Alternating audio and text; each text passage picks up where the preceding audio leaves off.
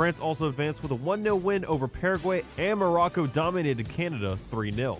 I'm James Mesh, and this has been your 2-minute drill on ESPN 103.7 Lafayette and 104.1 Lake Charles, Southwest Louisiana Sports Station, your home for the LSU Tigers and Houston Astros. The 2-minute drill has been powered by B1 Bank. Visit b1bank.com to find a location near you.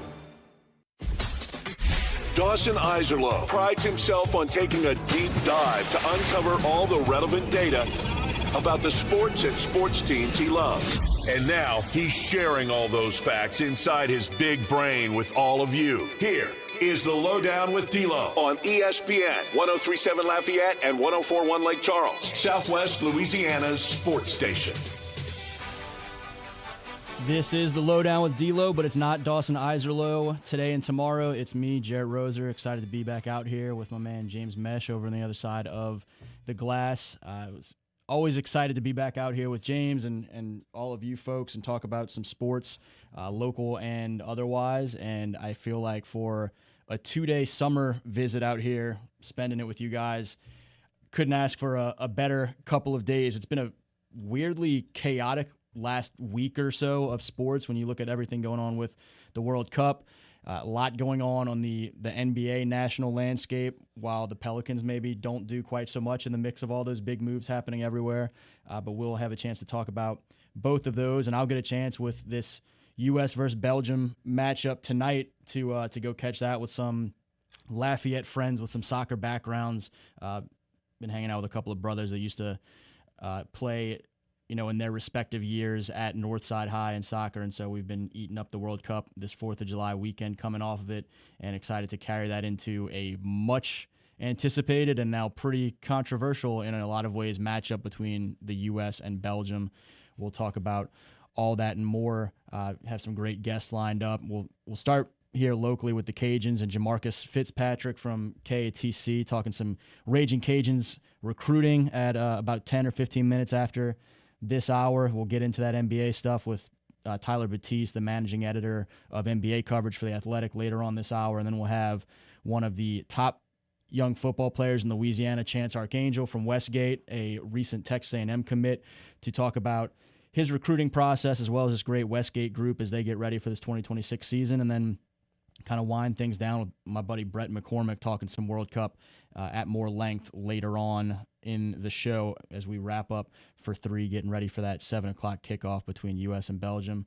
James, I appreciate you pulling the chain out as Ray suggested you should for the show as we get into it and just try and get swaggy with it. How was your 4th of July weekend? And tell me about the new bling. And new mustache, it looks like. Yeah, too. Well, I was going to say, when you came in, I was like, oh, okay, so we're both rocking mustaches now. All right, sick. No, for my 4th of July weekend, going back to Thursday, because we were off Friday, I ended up going to Margaritaville over there in Brobridge. Beautiful. For the weekend. So I was like, oh, okay, that was my first time. I didn't even realize that was where they had Cajun Palms. I don't know anything about this other than coincidentally my little brother and his family and in-laws and everybody went and spent last weekend, I want to say, at Margaritaville in Brobridge, and it was something that I guess they'd been kind of game planning for a while, so it seems like it's becoming a hot spot, at least folks I know. It was pretty enjoyable, I'll be honest. Like, first time there, I was like, all right, cool, like, whatever. Like, normally, like pretty middle of the road, like, not too high, not too low on things, unless, like, something crazy happens. But I was like, overall, like, I enjoyed going over there. I definitely go over there again. You asked about the chain. I ended up going to, like, the jockey lot, not this last weekend, but with the weekend before. And I mean, there was a bunch of different vendors, so I got myself a good bit of different things, like replica championship rings, the chain, some things to go onto the chain, and then also got some jerseys. So I was like, all right, cool. Are you wearing the replica rings out, or are you getting confused for a star athlete on the streets of No, Lafayette? but it's funny because, like, I have a game plan. I'm like, all right, I already know that I go as a member of the media for, like, LSU games, but I had got a couple of LSU jerseys. So I got Jaden, and then I got Joe Burrow. I have a tiger that can go with the chain. Oh, excellent. So, like, it's a black and white tiger, so it's not quite the same, but I was like, all right, if I go to an LSU game and if I go as a fan, then I'll rock one of the two jerseys, I'll wear the chain, have the tiger piece on, and then because I ended up getting 8 replica rings. 5 of them are LSU. 2 of them are for the last 2 baseball championships, and then the other 3 are for the last 3 football national championships. So I'm like, all right, if I go to like a football game, and if I go as a fan, so I don't have to worry about being professional, being a media member, then I'll just wear all of those, including the rings. Otherwise, they're sitting on my shelf in my house. I am very curious how much time you would have to put in a Burrow jersey and swagged out replica ring and all of that before somebody finally confused you and asked if you're Joe Burrow. There's just no way. I feel like it would take a lot of time. I'm about 4 inches shorter, 4 to 5 inches shorter, and then also probably, like, I don't know the exact weight because I don't know how much Joe weighs, but a good bit smaller in weight as well. So if someone confused me, now it's funny because it's weird. Like, someone's like, oh, do you like play football for this team? It's like, have you looked at me? Right. Like, I understand there's wide receivers like Tez Johnson and like Devontae Smith who are like skinny receivers. Shout out to them. Those are my inspirations. But overall, it's like, really? You thought I was one of the star receivers? I certainly think the odds would be drastically stacked against you getting mistaken for Joe Burrow, but I've also seen enough instances, especially on a game day. Folks are, sauced up out there. I've seen some mistakes be made because fans are so excited to hopefully see a star that they remember hearing about. And so I've had a friend who is about my height probably, in that 5'10", 5'11" range, but have a beard, and a girl at a bar approach him and ask if he was James Harden, and us just kind of laugh that off. Like, no, this is kind of way off, about half a foot or so. Somebody confused me for somebody. I really feel like I should remember this, but I remember somebody like, are you so-and-so? And in my mind, I'm like, really? You think I'm that? You think I'm that guy? I mean, sick. I'm glad you think that, but like, no, there's no chance. Imagine if they were like, if I pull up with the Jane Daniels jersey and they're like, oh, yo, are you Jaden? Seriously, bro? You never know, man. That would honestly be a great story to tell. We, as a football culture in Louisiana, we drink a lot on our Saturday afternoons, so you never know, man. You never know. Things can get a little... What confusion is going to take place out there. Get a little buzzy sometimes. Who knows? Yeah, let's go ahead and get to this first time out early so we can get back and give some good time to Jamarcus Fitzpatrick. We'll have plenty of bases we'll be covering throughout this, but let's go ahead and get to Jamarcus in a few minutes and talk a little bit more about the Cajuns' summer, particularly their football recruiting here, and then looking ahead a little bit to Sunbelt Media Days next week. Stick with us here on ESPN Southwest Louisiana for more of the LohDown with Jerit Roser and James Mesh today. This is the LohDown with D-Lo, live on ESPN 103.7 Lafayette and 104.1 Lake Charles, Southwest Louisiana's sports station. With storm season have arrived. ESPN 103.7 Lafayette and 104.1 Lake Charles, Southwest Louisiana sports station, and Mid-South Power Solutions in Crowley bring you these hurricane safety tips. Make sure to secure your home and bring in outdoor items before the storm makes landfall. Have an emergency kit stocked with water, food, and medications. Know your evacuation routes and listen to local authorities. Stay informed with a battery-powered radio and make sure you have fresh batteries. Remember, safety is in your hands. These hurricane preparedness tips are powered by Mid-South Power Solutions in Crowley, your local Generac dealer. Visit midsouthpowersolutions.com. From Tiger Stadium to the Texas state line, ESPN 103.7 Lafayette and 104.1 Lake Charles is your home for live and local sports talk in Southwest Louisiana. We're your official home for the LSU Tigers and Houston Astros. ESPN 103.7 Lafayette and 104.1 Lake Charles also tackles the latest involving the Louisiana Raging Cajuns, McNeese Cowboys, and New Orleans Saints. So keep it locked right here. ESPN 103.7 Lafayette and 104.1 Lake Charles, Southwest Louisiana's sports station. Ready to transform your backyard into the summer paradise you've always dreamed of? With Duplessis Builders custom gunite pool packages, we make it simple to own a stunning, long-lasting, in-ground pool built just for you. Choose from classic designs, all customizable to fit your space, style, and budget. Our pools come with quality finishes, energy-efficient equipment, beautiful lighting, and professional installation from excavation to decking so you can dive in before the next heat wave hits. Don't just dream it, build it. Visit DuplessisBuilders.net.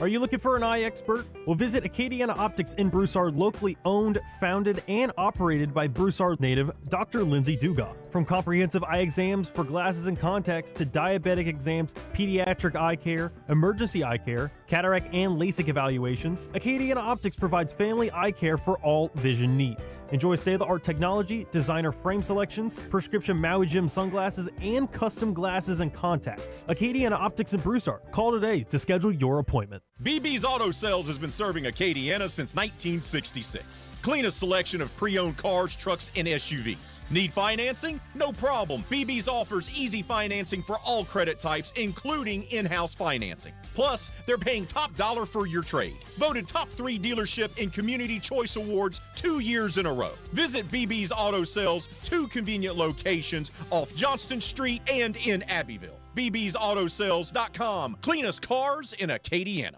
Serving part-time in the Army National Guard has led to a lot of firsts for me. It paid for me to be the first person in my family to go to school. That education got me to the first day at my dream job, which I can still hold while I serve part-time. That job and the home loan benefits I got from the Army National Guard helped me buy my first house. I also know that I will be one of the first to respond if my community ever needs me. Sponsored by the Louisiana Army National Guard. Aired by the Louisiana Association of Broadcasters and this station. Every weeknight, MeTV has your laugh therapy. To chase away the blues or the olive drabs. With 2 hours of MASH at 5. This guy's ankle has tickled my funny bone. Followed by the Andy Griffith Show at 7. Doggone it, Otis. He's supposed to be hugging me when I'm arresting you. But he likes you, Bart. Weeknights on MeTV. Watch MeTV Acadiana on KLWB, over the air on Channel 50.1. Check your local cable listings for the channel in your area.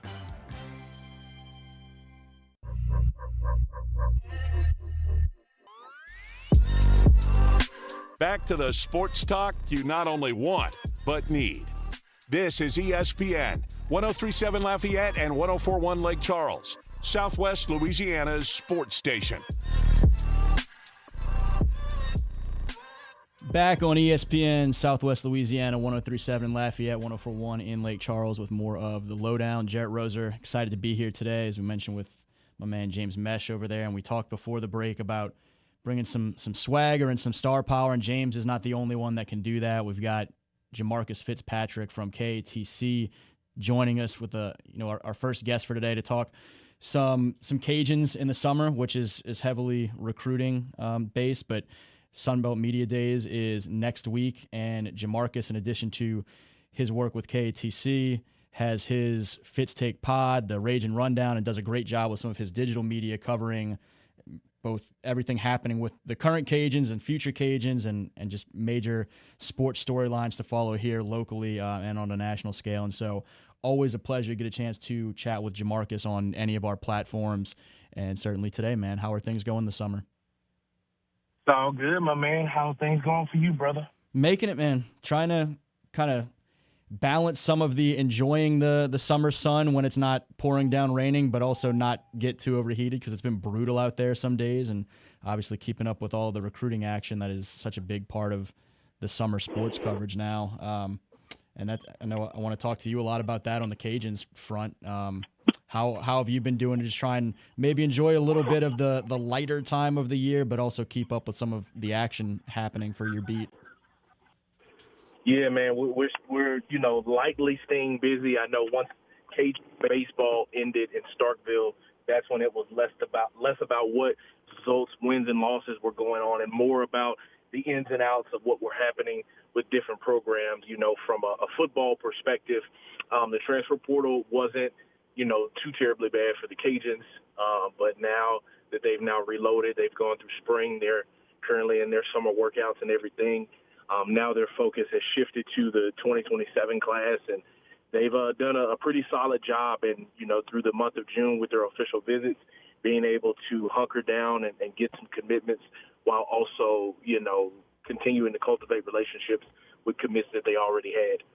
Yeah, I think you and I have talked before about feeling like the Cajuns have really done a nice job through the years. I mean, going back, Coach Napier, and obviously continuing on with Coach Dez taking over the lead role and bringing in some new staffers through the years and whatnot, that they they do a really nice job of identifying guys that maybe aren't the highest profile prospects all the time, but really kind of fit what they want to do, and they do a good job of bringing them in and developing them over the course of years in Lafayette, which obviously can be a challenge in the transfer portal era. But I was looking at the Rivals and On3 rankings, and they weren't particularly highly ranked in the Sun Belt in terms of all of those things, but I don't know how much some of those rankings mean sometimes, especially once you get out of like that SEC Big Ten type level.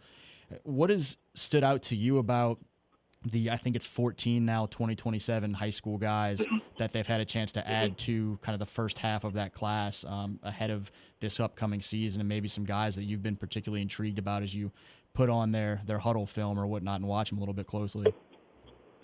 Yeah, man. Like you mentioned, they've got 14 guys. Things all started with tight end Bryce Coleman out of Shadow Creek, a phenomenal player.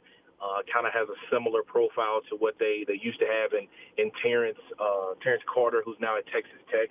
They like to have a very versatile tight end, not just somebody that is a run blocker, but also someone that can go out and catch passes, because the tight end is a huge part to their offense. You know, they like to get in 12 personnel. They also like to get in 13 personnel where they're using 2 and 3 tight ends at a time. It just all depends on how their game plan varies from game to game and week to week and all of those things like that. So they do a really good job in utilizing the tight end in their offense. And so he was a huge part of that. Then you think about some of the receivers that they have in the class, Rob Taylor, John Walker, who have a lot of great speed, both of them being Louisiana-based guys, Rob from Faraday and then John from Plaquemine. And then Tam Anderson is kind of going to be the focal point of everything. He's the quarterback out of Westbrook in Texas. He has really been a huge part of their recruiting process and trying to land other guys. You know, I've talked with some guys offline of, you know, who was a big factor, and, you know, his name comes up in different conversations saying that he's been very helpful in trying to help them make their decisions, you know, because even though these are kids, you know, they're making decisions that could very well mold the type of young men that they become in the future of their lives. One player that is very interesting also is Wiley athlete Jabriron Blake, who, you know, is currently playing quarterback. But when you look at the fact that you have Tam Anderson that you are hoping to sign, you have Lunch Winfield already on your roster, who is a junior, and you're hoping can come back for a senior season. You have Daniel Beal, you have Sam Altman, you have Coleman Carter on the roster. You're going to have a jam-packed quarterback room. So, you know, they're recruiting Jabriron as a DB. He has elite speed. I believe he ran a 4.35 laser time, if I remember correctly, based on what he put out on social media. So he has elite speed, and, you know, you can always package a guy like that offensively. But I think he'll have an opportunity to potentially play sooner at the DB position. So a lot of talented guys throughout this recruiting class. So those are just some of the names that stand out to me as of recently and have come to note.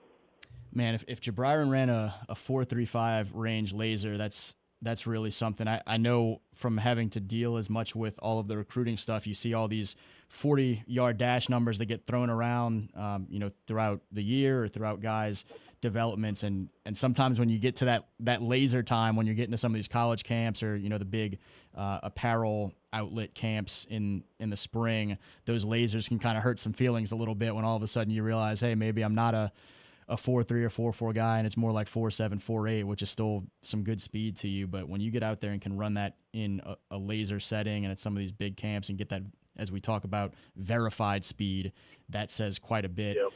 And I think what you said about Tam Anderson being a kind of face and voice of a class, anytime you get a guy at quarterback early that can do that, it really resonates in a special way, I think, for a class on the recruiting trail, to have a personality like that.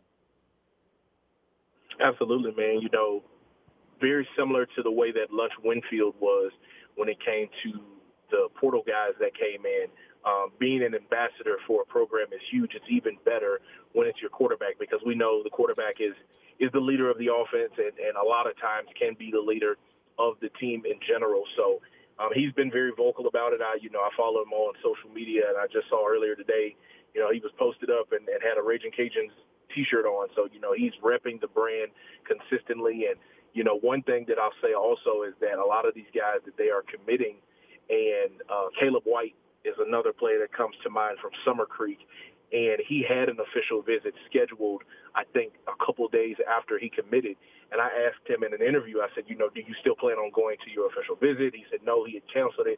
He's fully locked in and committed to the Raging Cajuns, which, as we know, those things can change, and these kids are entitled to have opportunities to change their minds. But to say that, hey, I have other offers on the table, but I'm not going to no longer consider them, just goes to show that what Michael Desimo and company are building here in Lafayette is something that kids are noticing, that they are willing to lean into, that they respect, and that when they make their decision, they know that it's a great one for themselves and that they don't want to change their mind. So that is something great to know that is laid as a foundation for a program.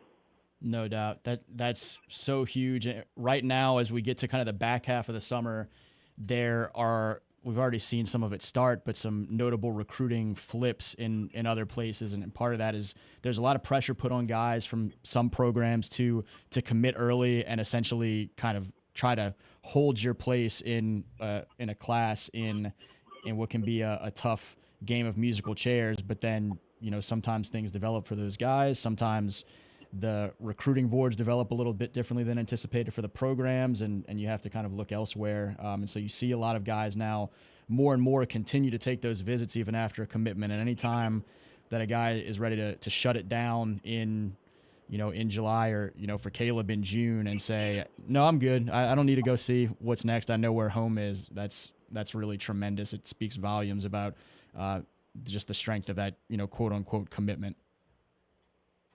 Absolutely. No doubt, man. I think that this class is really going to be continuing to shape up really well. I know that they just added a couple of linebackers, Cameron Alakija and then Elkins outside linebacker, Mosafe Ayimere. Those past two, they're up there with the name games, with their heritage, having to figure out how to pronounce it. And I hope that I am still doing it correctly because I haven't had a chance to speak with either one of those guys personally. So I've been just kind of looking over videos and trying to make sure that I'm saying it as right as possible because they've earned their opportunity to be identified for their skill sets. Those are two really talented guys, too, with their pass rushing abilities and their ability to just go and find the football and make tackles and make plays out in space when the ball is out there, going to be able to find it, hog guys down, and get to tackles. I'm always more tuned into the Louisiana guys and, watching guys like Mason Smith at U-High from the time he was, I think, a freshman, or Kobe Smith at Avoyelles when he was a sophomore, John Walker that you mentioned, the wide receiver from Plaquemine, going back that far. And so I'm excited about a lot of those guys. I think a lot of them are still very much just starting to scratch the surface of their potential and have a lot of their best football ahead of them. And I like a lot of the attitudes that they bring. When people talk about that dog mentality dynamic, or when people talk about wanting to represent the home state, I think all of these guys have a lot of that. But one guy we haven't talked as much about just yet here, truly locally in town, Landon Orty, the safety from St. Thomas More, who I wrote a lot about him when he was going into his sophomore year and already a starter for a Cougars team that usually you're seeing guys maybe not even start till senior year, but certainly till junior year. And he was a playmaker for those guys as a sophomore. And I think has been kind of quietly one of the big playmakers of this class around the state. What is that? What does he bring to this class? He's a guy that you've had a chance to cover the last couple of years as well. What kind of stands out about what Landon can be for the Cajuns here, beginning in a year and then over the years to come? He's very smart. He has a really high football IQ, so much so that, when I went and talked to him right after his commitment, I had gone to a 7-on-7 event that he was there, and he told me that they are recruiting him as a linebacker. So they believe in his ability to not only be able to understand the defense, but then be able to go out and make plays out in space and have a nose for the football. I believe he had more than 120 tackles, if I'm remembering right off the top of my head. So he has a nose for the football. He knows how to go out and make plays. And because he's a DB, naturally, he's going to have great coverage abilities because he will have, had different type of positions that he's covered. Obviously, being able to cover a tight end, a running back out of the backfield, it will become a natural progression for him at linebacker, being able to do that, once he's on campus with the Raging Cajuns. For him, this is home, and so, he said that it felt comfortable for him, being around Coach Des, someone that gets the Cajun culture, that has walked in his shoes, that has literally been on UL's campus and has been a part of this team. So he totally understands what he's up against going into that, and that's why it was so easy for him to make that decision. Yeah, and he runs well. I know some of his times from camps have been great, but, man, he will smack you. And so that linebacker thing, as soon as you said it, made an awful lot of sense to me. Again, none of these guys will be in Cajuns uniforms until, if they're early enrollees, next spring. They're the 2027 class, all these guys heading into their senior years, but guys that Cajuns fans are going to want to watch that much more closely this fall to just kind of see some of that potential they bring. But next week is Sunbelt Media Days, and that's kind of another sign that we're barreling closer and closer toward fall camp here in a few weeks, and then ultimately the season in a little over a month and a half. For you, as you start to kind of look more closely at what are some storylines that you're interested in coming out of Sunbelt Media Days, questions you may have that you want to see answered, or just outlook for you as we get closer to camp here in a few weeks, what are some of the things that are top of your mind about this year's Cajuns that you feel like are kind of questions of the summer that need to be answered in the months to come? Yeah, I feel like the number one thing is that you have to figure out who's going to be the next receiver alongside Shelton Sampson. On the back half of the season, he was able to really become a huge spark for you and make a whole lot of plays. But now you're going to need other guys around him that, when he's getting double teamed, who's the guy that's going to be able to say, throw me the football?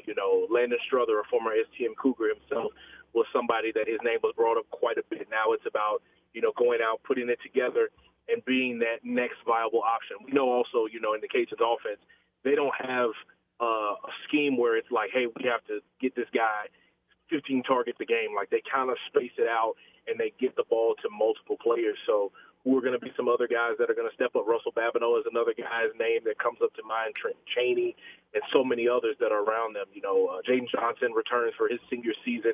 How are those guys going to be able to step up, and when their number is called, they need to make a play, can they haul in the catch? And then also on the defensive side of things, your linebacker room is going to be really young. Jaden Duggar is obviously now with the 49ers, so you have a lot of young guys that are going to be stepping in and assuming roles as first-time starters, like a Micah Johnson, a Ethan Veal. Hayden Darbon is a name that comes to mind for me also.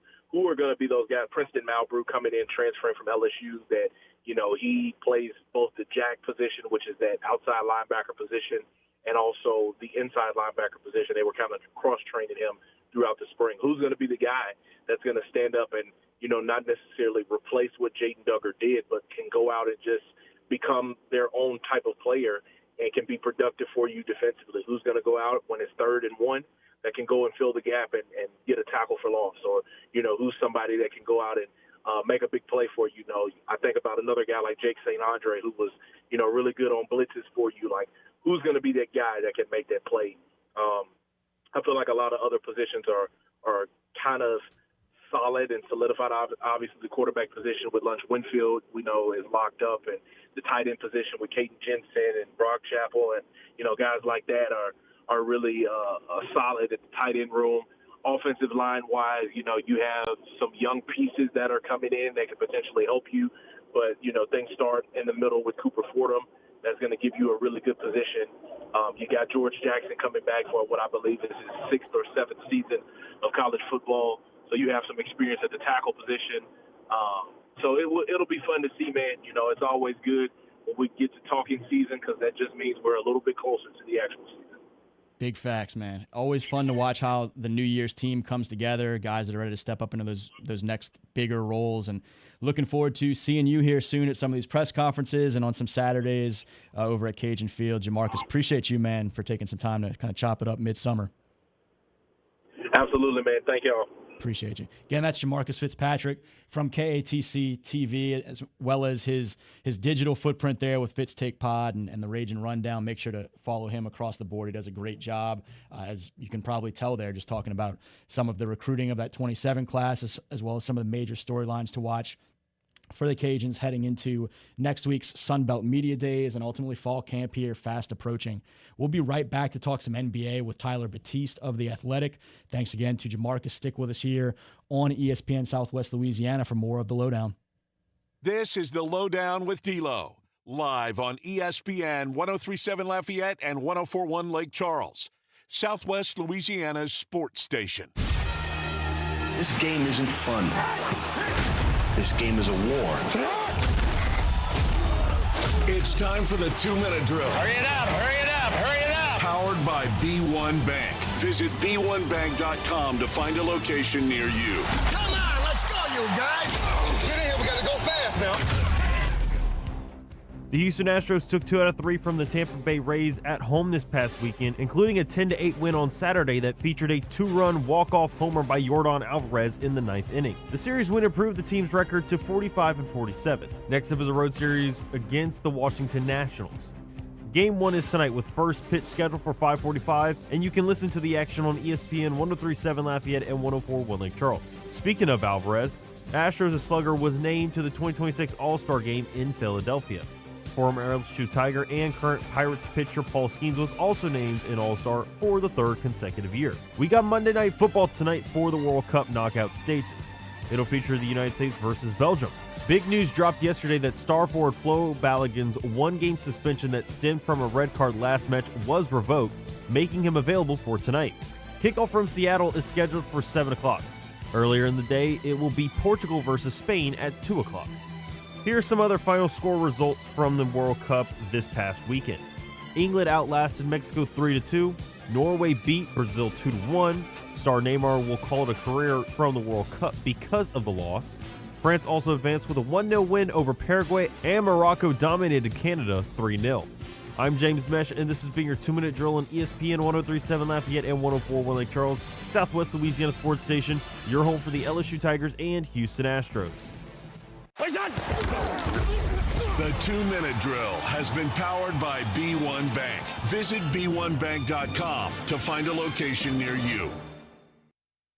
ESPN 103.7 Lafayette and 104.1 Lake Charles is the proud winner of 4 2026 LAB Prestige Awards, including Best Use of Digital Media, Foot's Friday Fury, Best Live On-Site Remote for our Super Bowl Radio Road coverage, Best Promotion for our No Shave November initiative, and Radio Young Professional of the Year for Dawson Iserloh. We're proud of being Southwest Louisiana's sports station and are humbled to be recognized by the Louisiana Association of Broadcasters. The best businesses aren't just businesses, they're neighbors. Here's a message from a proud certified South Louisiana business. Bro Bridge Truck Stop Casino. They have the newest games around. Hot seat drawings and monthly specials like no one else. Located on the Bro Bridge Highway and on the banks of the Vermilion River. Come out today and try your luck at the Bro Bridge Truck Stop Casino. When you support local businesses, you strengthen the communities we call home. Shop local, support local, certified South Louisiana. Only the best of the best will stand proudly on the platform when Michael's Men's Club brings you the 15th Annual Stripper Olympics. Wednesday, July 15th. It's a special night of fun and games when the Stripper Olympics returns to Michael's Men's Club. Guys, it's a no-holds-barred competition. Ladies, you have a chance to win big if you're in the game. Michael's Men's Club invites you to battle it out in 3 categories. The pole, the floor show, and the most ancient art of them all, the lap dance. With $650 cash per category. First place overall gets $1,500. Second place overall gets $1,000. And third overall gets $500. That's $5,000 in total Stripper Olympics cash to be awarded. Plus a feature in Exotic Dancer magazine. Professional entertainers come from all over the USA to compete for the $5,000 in cash. Guys, mark your calendar and tell your friends, because this is the event you cannot miss. The 15th Annual Stripper Olympics. Wednesday, July 15th at Lafayette's premier gentleman's establishment, Michael's Men's Club. Highway 90 Broussard. Doors open at 5 and show starts at 7 sharp. Tickets $30 at the door. Let the games begin. Get more details now at michaelsmensclub.com.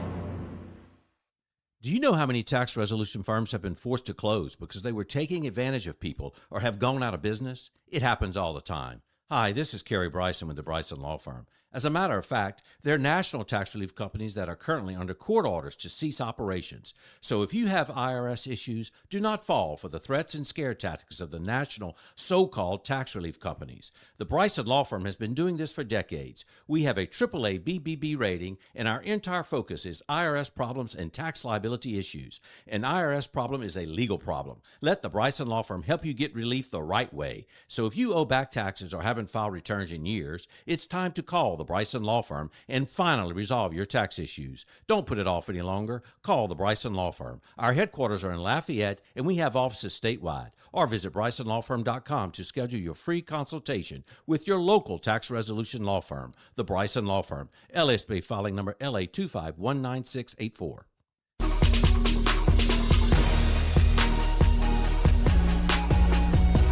Helping you get through your workday. This is ESPN 1037 Lafayette and 1041 Lake Charles, Southwest Louisiana's sports station. Back with more of the LohDown here on ESPN 1037 in Lafayette and 1041 in Lake Charles. And we have our next guest already lined up, as we mentioned before, Tyler Batiste, the managing editor of NBA coverage for The Athletic.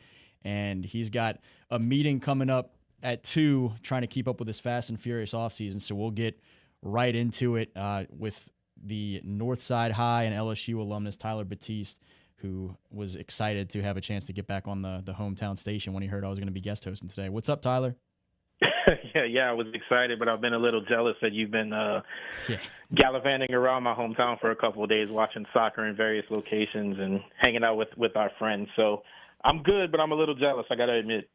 Yeah, we should have gotten this plan together a little bit earlier so you could have been a part of this before you have to head out to Summer League in Vegas here in a couple of days, or tomorrow now. Excited for you to kind of chop it up a little bit here, talk about some of this NBA offseason, because as I mentioned a couple of times on the show so far today, it has been pretty wild. There's been some head scratching moments. There have been huge names already on the move, huge names we know are going to be on the move. And so as you've tried to kind of keep a handle on some of this, how has this offseason and covering some of this with your team over there compared to some recent years? Because I feel like there was a point with the new CBA and the aprons that folks were talking about the challenges of making moves, and now it seems like everyone is on the move over the last 2 weeks. Yeah, I mean, I think those challenges are real for, in particular, for teams that, probably have been some of the bigger notorious spenders over the past, 5-10 years or so. The Celtics come to mind, the Clippers as well, the Warriors, and some of those teams have paid a lot of money in terms of contracts, and not only that, but taxes to the league. I think the thing that really stands out to me this year is that a lot of the major transactions seem to happen even before the official start of free agency, which technically is the evening of June 30th. That's when teams are technically allowed to start having conversations with other teams, and then or with other players, I should say. The players are not on their own team, and then the moratorium period ends a few days later when trades become official and whatnot. But before that even started, getting close to the finals, we saw Giannis being agreed to be traded. All the Jaylen Brown talk that happened pretty quickly after the moratorium or after the free agency period ended. It seemed like a lot of the big business was already done before the clock struck 6 p.m. Eastern. So I wonder if that's just going to be a sign of things to come. We've written at The Athletic about, kind of the idea of pre-agency, that guys are just sort of more eager to just lock in years and guaranteed money and extensions and some financial security wherever they may be. And then when it gets to a point that they may want to look elsewhere, they sort of force the hand of the team involved, as opposed to sort of testing their testing the water in free agency. So that certainly stood out to me, and it's something that I think is probably going to continue to happen next season and the seasons after that. When you look around the league, and particularly some of the big name moves like a Giannis to Miami, Jaylen Brown, oddly enough, within the Atlantic Division there from Boston to rival Philadelphia, LaMelo Ball from Charlotte to Minnesota, Kawhi Leonard heading back to Toronto for former Pelicans wing Brandon Ingram, Ja Morant, after how much he's been discussed here as the other big name of that Zion Williamson draft, things soured over the last couple of years in Memphis. He's now headed to Portland, and this list kind of goes on. Who have been a team or two that you look at so far this offseason and feel like they have really particularly helped themselves, or I guess, and who is a team or two that you look at and kind of scratch your head and feel like they've maybe, taken a step backward, or you're just not sure you quite see the same vision that someone in their front office does? Yeah, I mean, I think the Sixers stand out as a team that has absolutely helped themselves. I mean, they're essentially paying Jaylen Brown, who's 6 or 7 years younger than Paul George, the same amount. Obviously, Jaylen Brown is a former Finals MVP. He was, a fringe MVP candidate last year. To get him on a team like the Sixers is, I think, really, really big for them. And would not surprise me to see them, in the conference finals or something next year. You obviously have the Joel Embiid wild card. You never know if he's going to play 60 or 70 games or if he's going to play 30 or 40. But the Sixers and their fans probably feel pretty good at this point that on the nights when Embiid isn't available, they've got a pretty good 1-2 punch with Jaylen Brown and Tyrese Maxey, not to mention VJ Edgecombe, who really, showed what he could do as a rookie last year. They're going to be able to handle those nights when Embiid isn't available, and it's going to be interesting to watch how much of this team is sort of structured and built around Maxey versus Brown versus Embiid, because it is going to be difficult to sort of be Embiid-centric if he's not going to be around all the time, but you kind of want to, you take your chances when you have that much talent on a roster. In terms of the other side of the coin, looking at Cleveland and Golden State, they've got two veterans in Draymond Green and James Harden that I think a lot of people, the expectation is that they're going to return. There's probably a big, 41-year-old domino that is probably waiting to fall for one of those two teams, it seems like, to kind of see like how much money they'll get and how they'll be, structured around that. But those teams haven't, done a whole lot that kind of make me go, oh, they're really going to take a step forward next year. Obviously, Cleveland made the conference finals, got swept by the Knicks, and they're kind of pretty entrenched with their Mitchell, Mobley, and Allen trio, and then obviously with Harden and whoever else may come along. But the East has gotten better around a lot of those teams. What Philadelphia did, Miami is going to look to take a step forward, obviously with Giannis and Bam. That the Cavs haven't really done a ton, in my estimation, that show that they can get back to the level that they were this season. So far, obviously, the offseason is young. What is not young is, us now, but that 41-year-old domino that you alluded to, LeBron James, one of the rare players around the league that is older than us as we continue to raise our age every year. And so it'll be super interesting to see where he ends up. You mentioned Golden State and Cleveland as possibilities. There have been some other teams that have kind of been mentioned, and you guys over there at The Athletic have been all over the process throughout, and so I kind of urge folks to keep up with you guys there. Crazy, though, that a guy that is going to be 42 later this year is still capable of kind of breaking Twitter in NBA free agency. But we've got to talk a little bit locally here, too. The Pelicans, not a lot going on. DeAndre Jordan's coming back, and the young guys, Fears and Queen, are super excited to have DeAndre back in the fold. But as you kind of look at the national landscape, and you talked about the East getting stronger and the West, maybe not having quite the leg up on the East as we'd seen for so many years, that's good news for the Pelicans. But your outlook of kind of where the Pels are, some of the limbo that they have kind of felt in for years, but what the potential is there with still some great young talent. What's kind of your national perspective on the Pels from out of state now? Yeah, I think obviously the biggest change that they made in the offseason was hiring Jamal Mosley from Orlando. That was kind of a curious move to me, honestly. They're good at those. Say again? I said they're good at those. Yeah, I know, right? So, they hired a coach and the knock on Mosley when he was in Orlando was their offense not really being what it needed to be, and he's kind of in a similar situation with you're building around a power forward. In Orlando it's Paolo Banchero, and now it's Zion Williamson, who is not necessarily someone who lives outside of the three-point line. Somebody who does a majority of their work in the mid-range and in the paint, and you're asking him to sort of do what it seems like he couldn't do in Orlando. So I don't know what the roster is going to look like going forward. That's kind of a curious move. And then there's kind of the Trey Murphy situation. You know, his name has been in trade rumors for a while now, and they particularly heated up this offseason.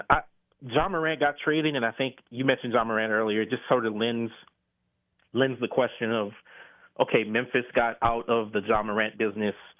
When or if New Orleans will get out of the Zion Williamson business? It's on one hand, he's so talented. I think his birthday is today, if I'm not mistaken. Yeah. Turned 26 today. He was as healthy as he's been in a while at the end of last season. His trade value might not be any higher than it is right now, considering how he finished the season.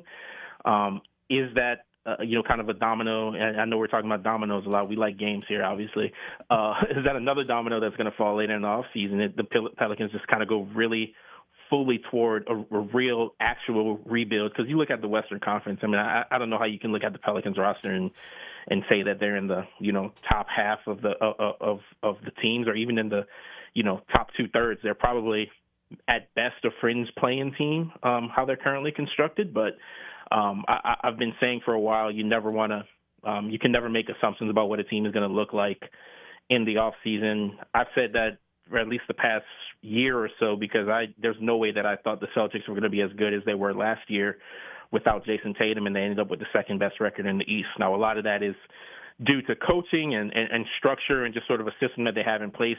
Do the Pelicans have that, or can they kind of build that on the fly? That's something that remains to be seen. I'm going to ask you one more Pels question before I let you get out of here and get into that meeting in about 13 minutes. But we're a week and a half, just under 2 weeks removed from the draft now, I guess. And so kind of the complete tally on that Derek Queen trade from a year ago with the Hawks ended up with the 8th pick this year. That was that unprotected that got sent over there last year's draft night, and it turns out to be Kingston Fleming's. But we also have the full scope of a rookie year of Derek Queen, I think exceeding a lot of initial expectations for folks. I certainly wasn't the only one that had some frustrations with some of the structuring of that trade last year and just the unprotected nature of it. But I feel like it looks better now than it did a year ago, as you kind of look not completely in the rear view, but at least knowing all the principal pieces of it all. What is your take on how the Pels did with that huge controversial trade in that first offseason of Joe Dumars and company? I mean, I would say, if people looked at that trade last year as a D-, I think after looking back a year from now or right now, I think at best it's a C-, probably still only a D+. I mean, I do think it looks better because of the flashes that Queen showed, but I don't know if you can, if you have to do it over again, if you would give up an unprotected pick the way that they did to move up and get a guy who obviously has talent, but I don't think anybody, at this point is expecting sort of Derek Queen to be like your foundational, centerpiece to build around, much like they've tried to do with Zion Williamson or, Memphis has tried to do with John Morant. Like that's just that's a lot of assets to give up, even if it is just that the big one being the unprotected pick. And in a time going back to your earlier conversation with the way the aprons are limiting teams and the way that the luxury tax and all of this stuff is sort of impacting roster construction, just giving up an unprotected pick like that in what was considered a very strong draft is probably not something that you'd want to, go back and redo. But that's not to say that Derek Queen isn't talented and he hasn't shown, the potential to be, a quality big man in this league. But that's just kind of a gamble that, without knowing what the final pieces would be, I'm not sure that the Pelicans or any of their fans would want to take again. For sure. And you, my friend, are also quite talented. Appreciate you for taking some time to chat with us. I'm going to let you go ahead and get to that meeting here in a few minutes and keep your pulse on everything NBA, man. Thanks again, Tyler. Appreciate you. Appreciate you, brother. Again, he's Tyler Batiste, NBA managing editor over at The Athletic. Those guys are doing a great job keeping up with what has been a chaotic offseason and will continue to be a must read every day as we watch more deals continue to play out, both on the the trade market as well as some of these free agency deals. As we mentioned before, LeBron James will be a big one that everyone's monitoring. But thanks again to Tyler Batiste from The Athletic. Make sure you're sticking with us here. We're going to take a timeout, but we'll be right back with more of the Lowdown on ESPN 103.7 in Lafayette and 104.1 in Lake Charles. This is the Lowdown with D-Lo, live on ESPN 103.7 Lafayette and 104.1 Lake Charles, Southwest Louisiana's sports station. How many delicious small sliders can you eat? Well, you can find out by taking part in the Lafayette Small Sliders Eating Contest held during the Lafayette Anniversary Bash on Saturday, July 25th at 4611 Ambassador Caffrey Parkway. During the location's Anniversary Bash, which also includes bounce houses and games for kids, live music, and more, there will be, of course, the Small Sliders Eating Contest. To sign up to see what you can do and what it takes to win the contest, visit ESPNSouthwestLouisiana.com and click on the Small Sliders sign-up sheet. ESPN 103.7 Lafayette and 104.1 Lake Charles is your home for the Houston Astros. And the Astros stun the Mariners. Hunter Brown, Yordan Alvarez, and the rest of the Astros are looking to get back to the postseason. You can listen to every pitch, hit, and thrilling victory of the Houston Astros. Incredible! As Robert Ford and Steve Sparks will be on the call. Tune in this season for live Astros baseball on Southwest Louisiana's sports station. Did you know you can get great tasting Clear Springs artesian water delivered to your office or your doorstep at home? Clear Springs is 100% local with their own bottling facility at the world-famous Kentwood Aquifer, no chemicals added. Just pure Kentwood, Louisiana artesian water. Clear Springs Water offers delivery of 5 or 3-gallon water service with a hot and cold temperature water cooler or even single-serve bottles delivered to your home or office. Easy to reach, clearsprings.net, then contact us tab or 337-519-3563. This is your Chiropractic Expert Minute, brought to you by Dr. Quentin Briscoe, D.C., chiropractic physician. Injured in a car accident? Confused about what to do next? At Briscoe Chiropractic, we have been treating auto accident injuries for almost 2 decades. We focus on the diagnosing and treatment of injuries related to motor vehicle accidents, providing comprehensive care while documenting your injuries. Even minor accidents can cause injuries that may not show up right away. Ignoring these injuries could lead to chronic pain and long-term issues. At Briscoe Chiropractic, we focus on treating accident-related injuries. Our chiropractic care focuses on realigning your spine and reducing pain and helping your body heal naturally. Don't wait until the pain worsens. Early treatment is key to a full recovery. To schedule an appointment with Briscoe Chiropractic, visit drqmb.com or call 337-534-0091. That's drqmb.com or 337-534-0091. Briscoe Chiropractic, where recovery is no accident. You want to feel important. You want to be a part of something bigger, something that matters and can help change things. You want to feel like you belong. We know. We felt that way too. And that's why we did something about it. We aren't just Army National Guard soldiers. We are normal people just like you. And together, we can make a difference. Take on your legacy. Visit NationalGuard.com to find out more. Sponsored by the Louisiana Army National Guard. Aired by the Louisiana Association of Broadcasters and this station. MeTV is America's #1 classic entertainment television network. And here's one of the reasons everybody loves MeTV. Oh, it's a classic. The great comedy lineup on weeknights. This will be fun. Come on. With MASH. Loaded with snappy comebacks. The Andy Griffith Show. I was just funning with Barney. And Everybody Loves Raymond. Now we got a show. Watch MeTV Acadiana on KLWB, over the air on channel 50.1. Check your local cable listings for the channel in your area.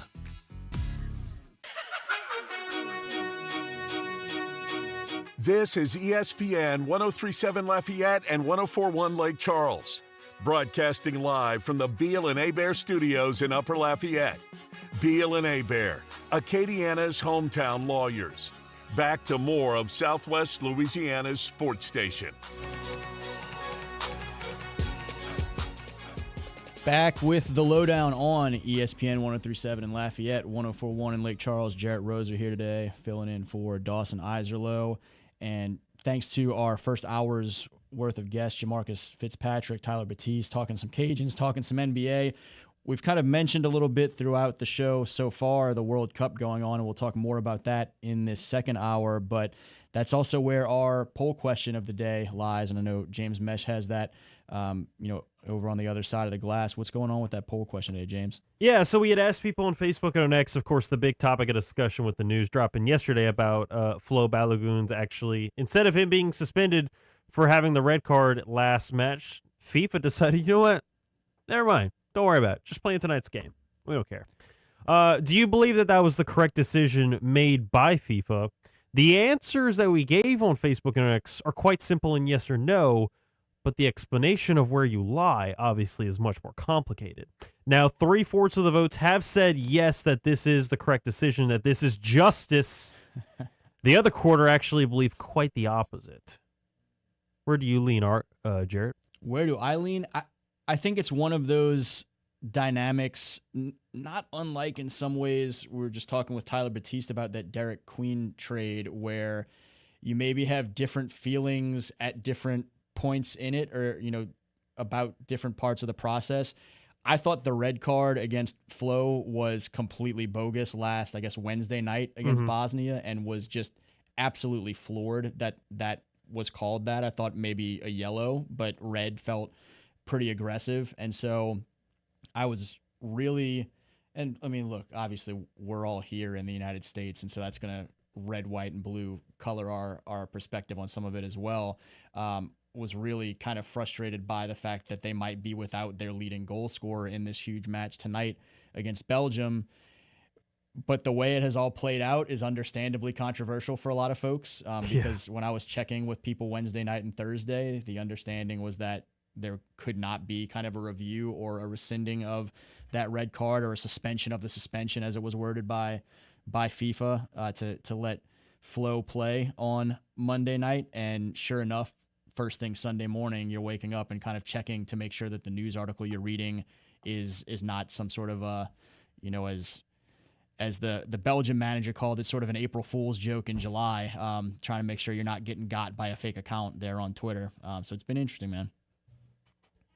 We're going to go ahead and take another timeout. We'll get back into more World Cup talk and more sports talk overall here in the next hour of the Lowdown. Stick with us here on ESPN 103.7 in Lafayette and 104.1 in Lake Charles.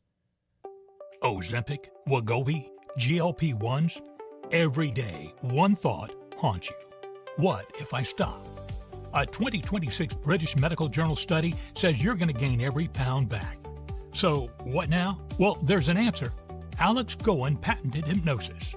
The Journal of the American Medical Association says adding behavior therapy to GLP-1s produces 3 times the results than GLP-1s alone. And hypnosis is behavior therapy concentrated. Alex Goen Hypnosis is the only U.S. patented hypnosis proven useful by the U.S. Patent Office. Engineered to destroy cravings, make you full on half the food, and kill late-night fridge attacks. Only $59.99 or your money back. Weight loss seminar Saturday, July 18th at the Hilton Garden Inn Cajun Dome, 11 a.m. Sign up at alexgoen.com. That's ALEXGOEN.com. Need peace of mind with your estate planning? Turn to Beal & Hebert, your trusted hometown lawyers. At Beal & Hebert, we make estate planning simple and stress-free, ensuring your legacy is secure and your future is in the right hands. Don't wait. Schedule your consultation today at BealHebert.com. That's BealHebert.com. Safeguarding your tomorrow today. Live from Upper Lafayette, this is ESPN 103.7 KLWB Carencro Lafayette, KLCJ-FM Oak Grove Lake Charles 104.1, a Delta Media station. Work.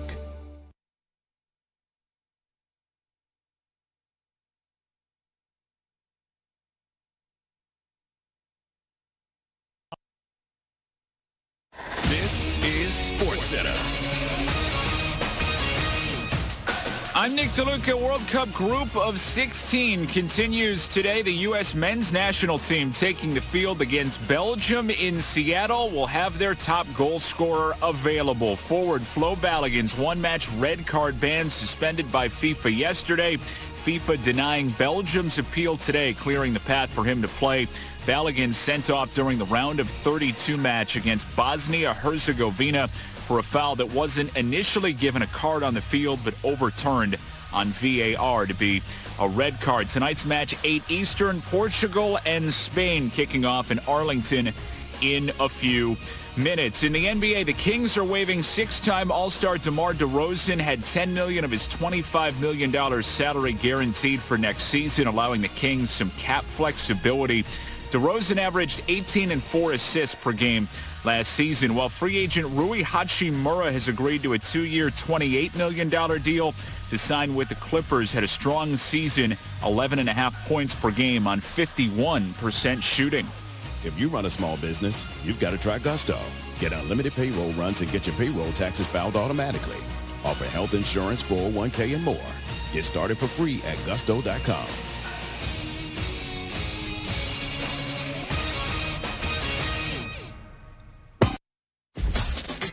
Dawson Iserlo prides himself on taking a deep dive to uncover all the relevant data about the sports and sports teams he loves. And now he's sharing all those facts inside his big brain with all of you. Here is the LohDown with D-Lo on ESPN 103.7 Lafayette and 104.1 Lake Charles, Southwest Louisiana's sports station.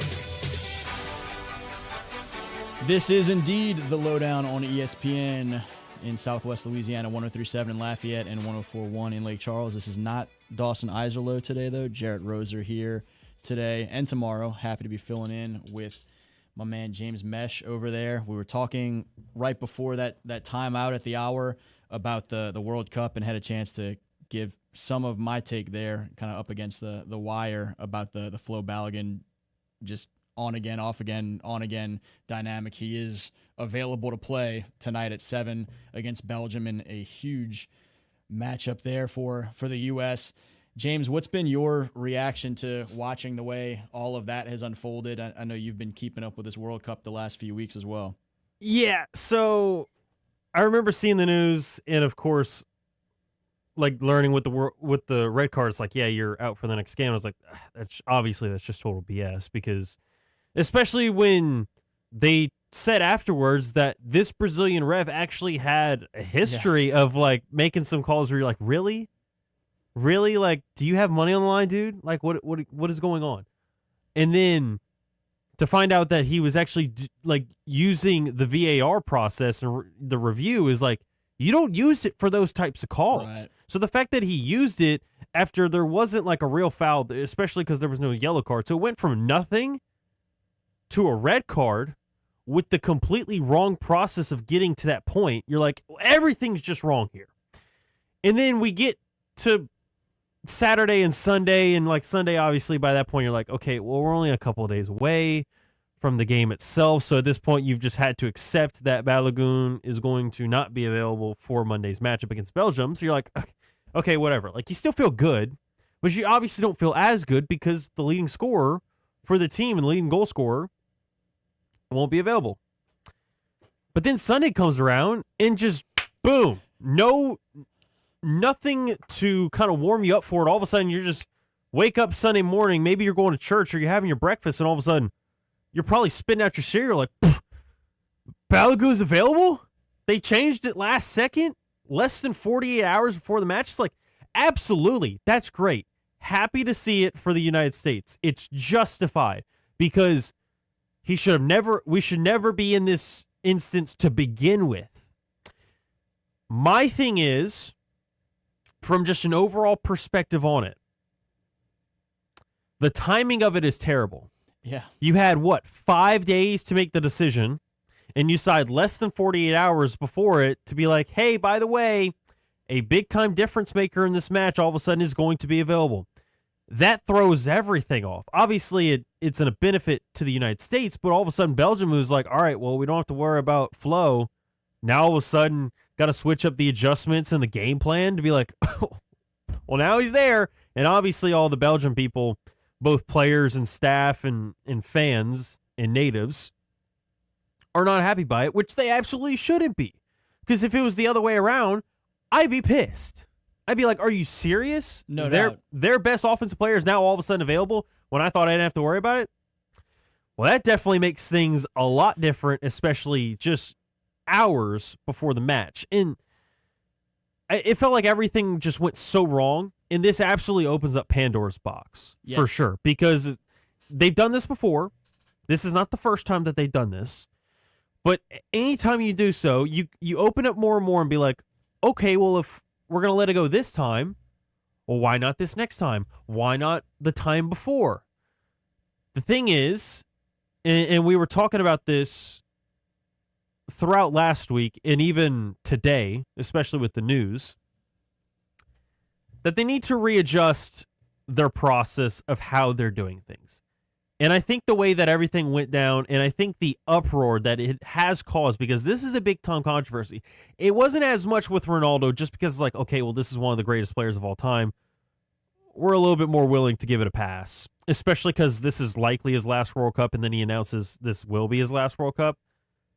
That kind of gets swept under the rug a little bit more. The fact that it's Balogun, who's not as well known across the soccer world, even in the United States, because I'm sure a lot of us were like, wait, who is this guy? Especially because, like, oh, it's a Nigerian guy that's British, but he was born in Brooklyn, and then actually they went back. And if anything, the only reason he was in the United States to begin with and was stuck there was because they were like, I think because there was traveling issues. So they had to stay, and it was like, oh, mom's giving birth to me. Guess I'm an American. But I feel like there were so many wrongs that went down with this that I think it ultimately came down to the right result. And I know the adage is 2 wrongs don't make a right. Well, I think the 3 or 4 wrongs that went down throughout this actually ended up resulting in a right. Because to me, this is justice. I think this is the correct thing to do, even though we did the wrong formulas on a math test, but somehow we got the right answer. Crazy that we got to this point, yet here we are. Yeah, it has been quite a flawed process, no doubt, but I agree. I think ends up with the right outcome of the leading goal scorer for the U.S. being available after what many of us thought was a bogus call on Wednesday night, and as you explained in detail, a bogus misuse of the VAR system to get to that point. And so it will be interesting. It will be heavily discussed throughout the rest of today. And I mean, coming out of tonight's outcome, that match is at 7:00 tonight in Seattle. We're going to talk more about that later this hour with Brett McCormick. Talk some more about the flow dynamic, but also just this U.S. World Cup thus far as a whole. This matchup against a Belgian team that has a great track record, tremendous players kind of on the tail end of their international careers, still a part of this team. The winner tonight will play the winner of this Portugal and Spain matchup. You mentioned Ronaldo there for the Portuguese side. Those two are just underway, about 10 minutes into the action, and so the winner this afternoon will play the winner of the U.S. and Belgium later on this week. And it has been a tremendous World Cup to watch, but now the Flo Balogun storyline is going to be one of the major storylines, folks, certainly in this country, but I think a lot of folks are talking about and remembering coming out of this thing for a while. Yeah, no kidding on this one. And also kind of looking at it early on, it looked like Spain was about to score, but the shot was just a little bit off, we'll say. But still 0-0, 9 minutes into the ball game. We're going to go ahead and get to a timeout. We'll be back talking some local American football with one of the top players around the state of Louisiana, Westgate edge rusher, defensive lineman, versatile defensive standout, and multi-sport athlete, Chance Archangel, who is a recent Texas A&M commit. We'll be back later in the hour on some more World Cup talk with Brett McCormick.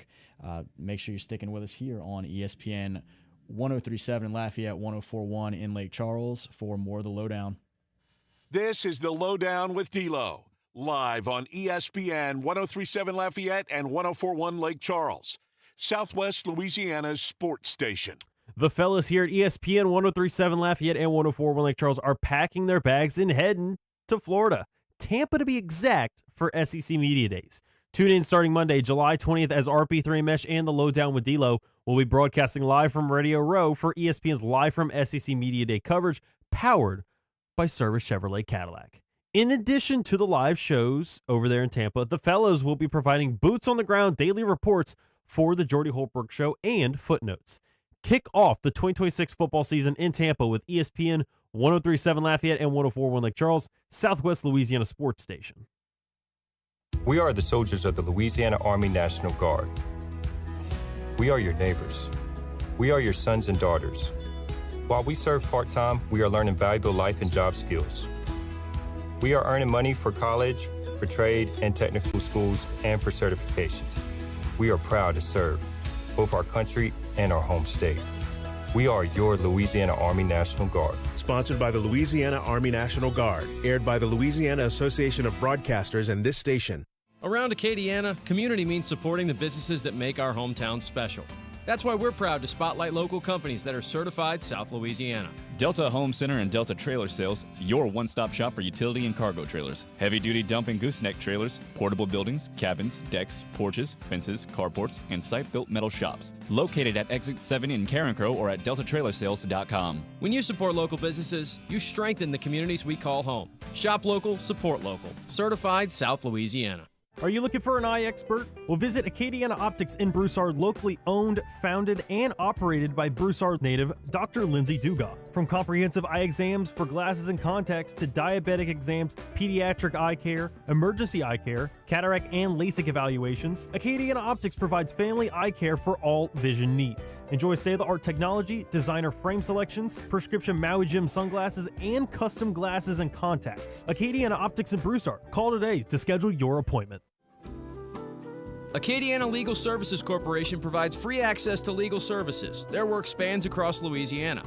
They're committed to helping eligible individuals navigate legal challenges from family law to public benefits. Their team delivers reliable, high-quality representation. Acadiana Legal Services provides comprehensive benefits and a supportive work environment. Join a team that makes a difference in the lives of people. Apply today at la-law.org/careers or careers@la-law.org. It's hurricane season, and Mid-South Power Solutions wants you and your family to be prepared. Protect your home from sudden power outages with a Generac automatic standby generator, the industry leader. Installed by the experts at Mid-South Power Solutions, the Generac automatic standby generator start up during power failures, keeping your home powered until the local utility restores service. Remember, installing a standby generator is not a do-it-yourself project. Mid-South Power Solutions factory-trained technicians meet the highest standards. Don't get caught in the dark. Visit Mid-South Power Solutions in Crowley or at midsouthpowersolutions.com. Mid-South Power Solutions. Your power, our priority. Your Honor, I would like to introduce exhibit number 1. MeTV is America's #1 classic television network. There can only be one number 1, me. MeTV features over 60 of the greatest classic TV series each week. Go with the winner. Enjoy dramas, comedies, westerns, sci-fi, and more. You just watch me. Watch MeTV Acadiana on KLWB over the air on channel 50.1. Check your local cable listings for the channel in your area. MeTV is memorable entertainment television.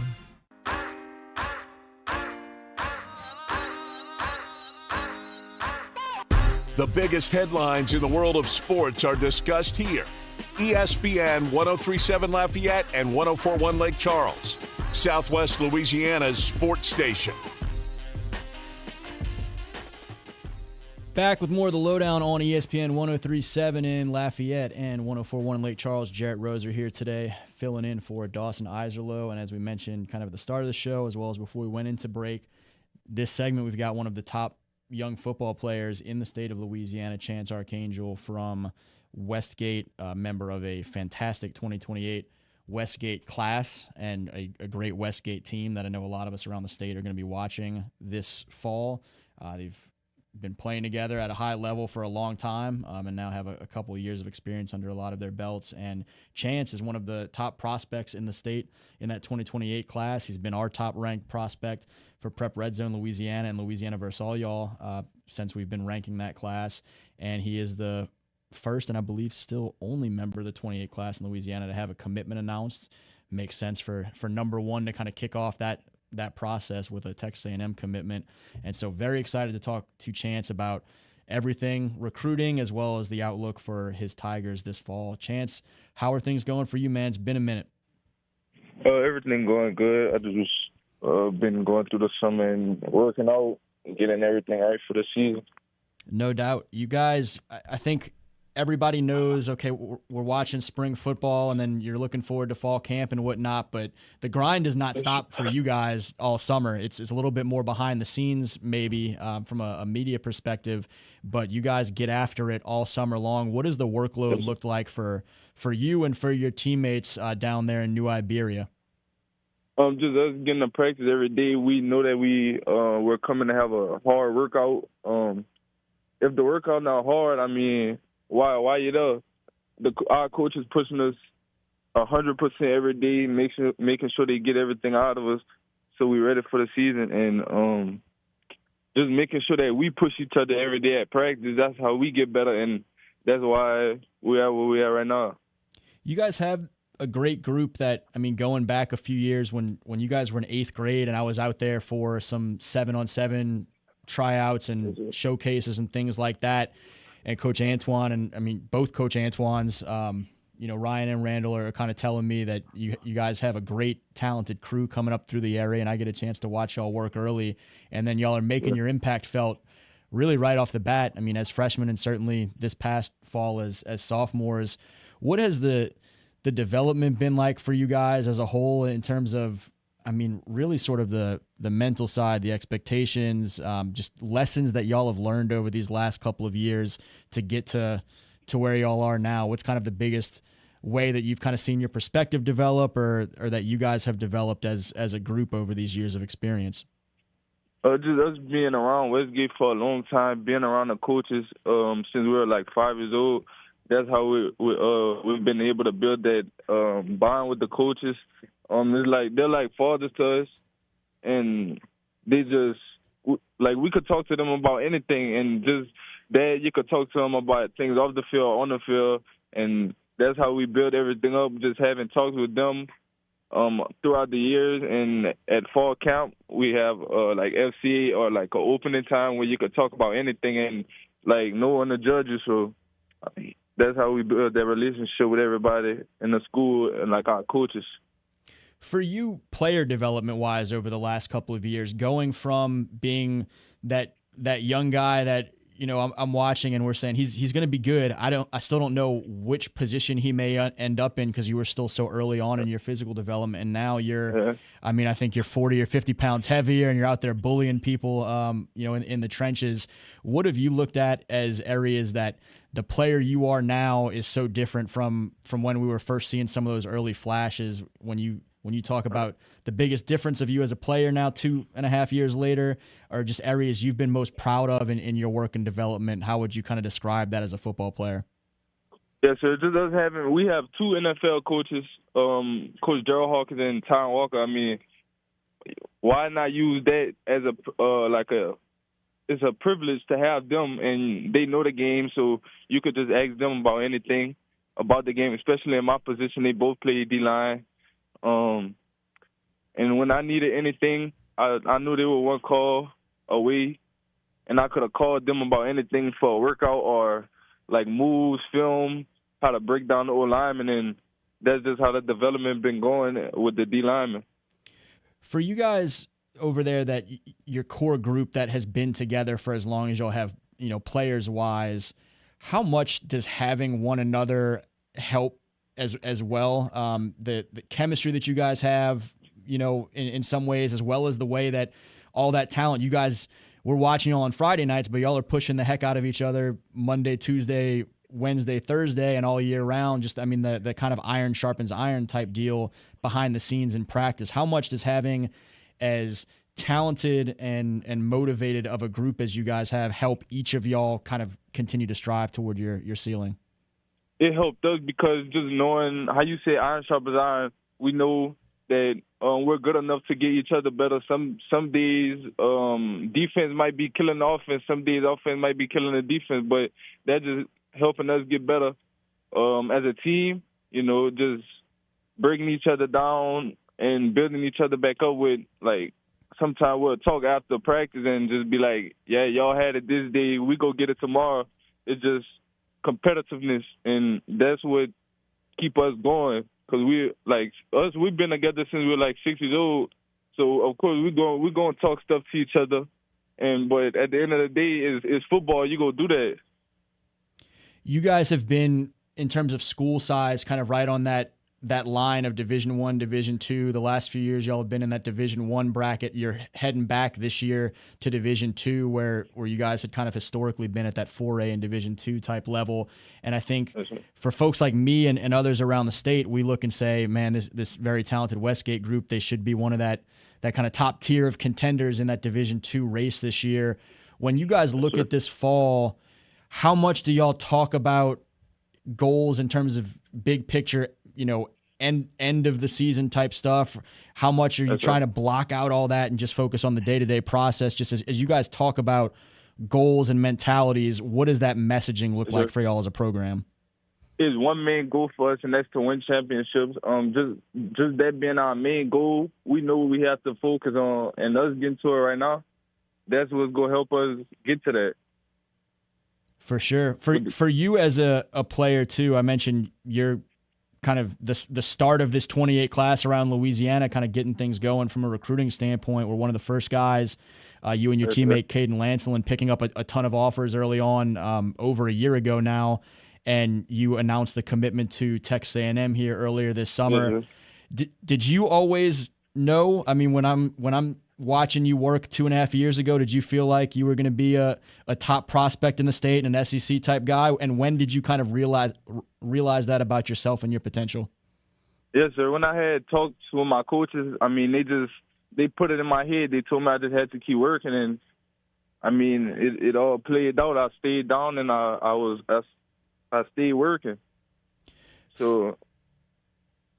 Oh, go ahead. That's right. Got you. From a standpoint of a young guy that feels like you have a lot of potential, but hadn't at that point encountered the recruiting process yet, to now having, over a year of talking to some of these programs and taking a lot of visits and seeing some of the best places to go play college football, what has surprised you about life as the prospect versus what you maybe expected as a young guy watching the older guys go through it? Just seeing it now is kind of crazy. I mean, sometimes I really still don't believe it, but I've been seeing it since I was young with Danny and Derek. I mean, those are like my big brothers, but I really been seeing it, but just now that being me is kind of crazy. No doubt. What was it about Texas A&M that kind of moved to the forefront for you? You had some great options from all over the place. I think offers from coast to coast. LSU offered you and Caden were two of the first guys in the state that picked up those offers from them. That I wrote the story when that move happened. But the Aggies felt like they were pretty heavily involved with you throughout. What was it about those guys that kind of positioned them well with you and made that feel like a place to be? Just them being my first offer. I mean, it just felt right. I mean, they believed in me first when I thought no college did. And just them putting in their time and building relationships with me and my family, and me being around them for a couple of visits, it just felt right. How much do you now try and get in, Caden's ear or any of these other guys in that great class that y'all have and say, hey, there might be a nice little new Iberia to College Station an opportunity here if you guys want to follow in line? Are you recruiting any of those guys a little bit now? Yes, sir. Ever since that, they've been saying that they want to get on College Station too. I mean, I've been trying to get them right, but they have some more work to do. I mean, I know they can get to it to get to that. No doubt. You guys will be into full fall camp mode in right about a month, and we'll be starting to talk as media more and more about all of the teams around the state and you guys as one of those top contenders. What do you want folks to know about who this year's 2026 Westgate Tigers are as y'all get close to ramping it up? Yes, sir. This year, I just want to know we coming for it all, and you have one goal, and that's to win the championship. There you go. I'm looking forward to watching it all, man. And Chance, appreciate you taking some time on a Monday to talk about it. Yes, sir. You got it. Again, he's Chance Archangel, a top prospect in Louisiana in that 2028 class. It's still early for those guys from a recruiting standpoint, but his recruitment had taken off so early that he's gotten a pretty good look at a lot of it. He's headed to Texas A&M right now. I'm sure some of those other programs will continue to kind of pursue him with a long way to go before signing day. Still a couple of high school seasons left. One that is much anticipated this fall with a great group down there in Wampville with not only Chance, but we mentioned Caden Lancelin, wide receiver, who's got top offers from all over the country, and several guys in that 28 class, as well as some great ones in the 27. Even a young guy in the 29 class already picking up some offers in Zaire Stokes. So absolutely loaded group, a group that has a lot of chemistry, been playing together a long time, and it's going to be fun to watch them here this fall and for the next couple falls, and then in most cases on a lot of Saturdays here in the years to come. Great talking to Chance. We're going to take a quick time out here on the LohDown, and we'll be right back to talk a little bit more World Cup with Brett McCormick. Stick with us on ESPN 103.7 in Lafayette, 104.1 in Lake Charles for more of the LohDown. This is the LohDown with D-Lo, live on ESPN 103.7 Lafayette and 104.1 Lake Charles, Southwest Louisiana's sports station. This game isn't fun. This game is a war. It's time for the 2-minute drill. Hurry it up, hurry it up, hurry it up! Powered by B1 Bank. Visit b1bank.com to find a location near you. Come on, let's go, you guys! Get in here, we gotta go fast now. The Houston Astros took 2 out of 3 from the Tampa Bay Rays at home this past weekend, including a 10-8 win on Saturday that featured a 2-run walk-off homer by Yordan Alvarez in the 9th inning. The series win improved the team's record to 45-47. Next up is a road series against the Washington Nationals. Game 1 is tonight with first pitch scheduled for 5:45, and you can listen to the action on ESPN 103.7 Lafayette and 104.1 Lake Charles. Speaking of Alvarez, Astros slugger was named to the 2026 All-Star Game in Philadelphia. Former LSU Tiger and current Pirates pitcher Paul Skeens was also named an All-Star for the 3rd consecutive year. We got Monday Night Football tonight for the World Cup knockout stages. It'll feature the United States versus Belgium. Big news dropped yesterday that star forward Flo Balogun's 1-game suspension that stemmed from a red card last match was revoked, making him available for tonight. Kickoff from Seattle is scheduled for 7 o'clock. Earlier in the day, it will be Portugal versus Spain at 2 o'clock. Here are some other final score results from the World Cup this past weekend. England outlasted Mexico 3-2. Norway beat Brazil 2-1. Star Neymar will call it a career from the World Cup because of the loss. France also advanced with a 1-0 win over Paraguay, and Morocco dominated Canada 3-0. I'm James Mesh, and this has been your 2-minute drill on ESPN 103.7 Lafayette and 104.1 Lake Charles, Southwest Louisiana sports station, your home for the LSU Tigers and Houston Astros. The 2-minute drill has been powered by B1 Bank. Visit b1bank.com to find a location near you. ESPN 103.7 Lafayette and 104.1 Lake Charles is the proud winner of 4 2026 LAB Prestige Awards, including Best Use of Digital Media, Foot's Friday Fury, Best Live On-Site Remote for our Super Bowl Radio Row coverage, Best Promotion for our No Shave November initiative, and Radio Young Professional of the Year for Dawson Iserloh. We're proud of being Southwest Louisiana's sports station and are humbled to be recognized by the Louisiana Association of Broadcasters.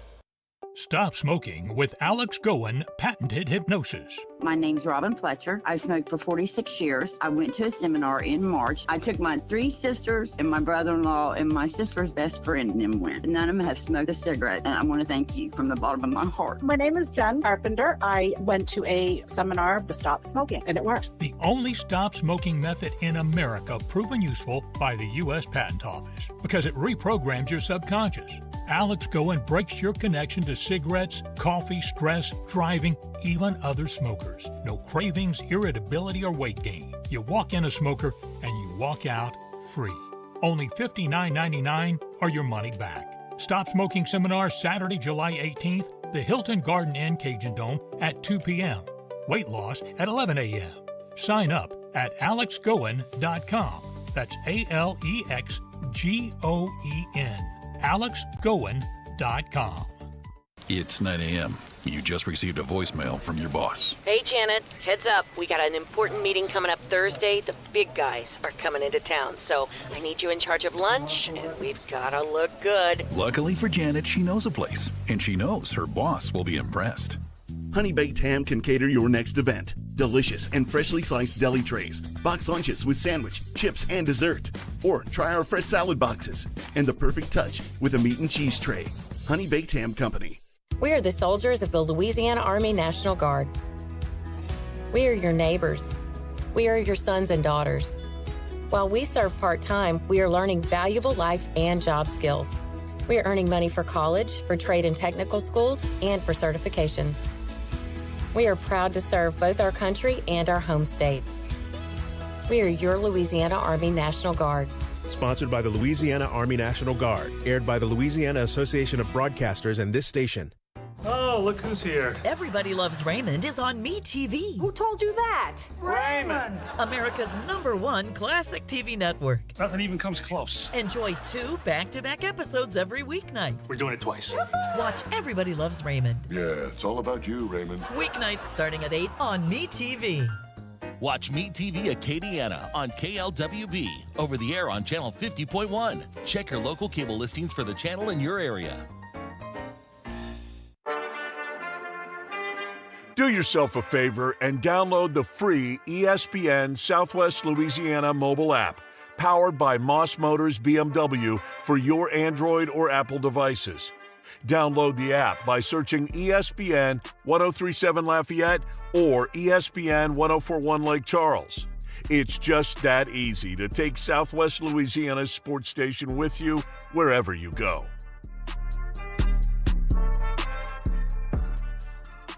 It's the LohDown on ESPN 1037 Lafayette and 1041 in Lake Charles. Jerit Roser here today, filling in for Dawson Iserloh, and we've been covering a lot of bases all day, really. A variety of sports, some great guests already. We'll kind of recap some of that after, but throughout the course of all of it, we've had to keep an eye on this World Cup.